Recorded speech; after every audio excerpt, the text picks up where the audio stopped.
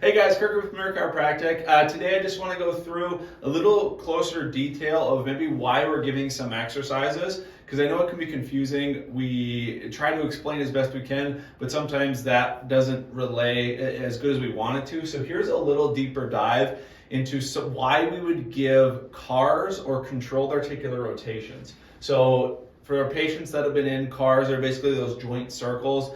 For those of you that aren't familiar with CARs, you could YouTube it or see any variation of CARs. So this would be our example of a joint. We have a bone, and then we have synovial fluid inside the capsule. So these lines out here would be the capsule. And that synovial fluid is basically, it allows lubrication and movement in between these two surfaces. And then it also provides nutrition to the joint. So what is in synovial fluid is mainly plasma, and then it also has a compound called lubricant, which you can think lubrication. It provides lubrication to the joint, and then hyaluronic acid, which is something people take in like a supplement form or something like that. All these things kind of work together to have good viscosity and good, basically, flow and movement between these two joint surfaces.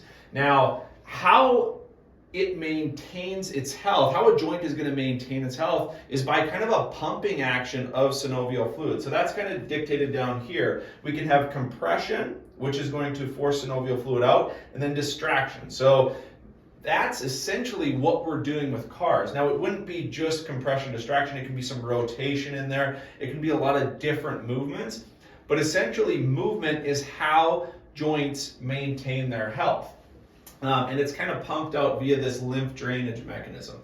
So with CARs, what we're really trying to do is get you to move all of your joints in your body through a full range of motion. It's something that really almost everyone should be doing because it's so beneficial. Now, if you have pain in a certain area, you might not be able to do full CARs right away. But if you're a healthy person and you're interested in the maintenance of your joints, CARs are a must. Okay, so what happens in terms of like arthritis and things like that? What we know is that a joint that doesn't move enough can become like arthritic and have degenerative changes over time. So you get inflammation in a lot of these different areas, and then the joint starts to get a lot less viscous, a lot less movement afforded to it.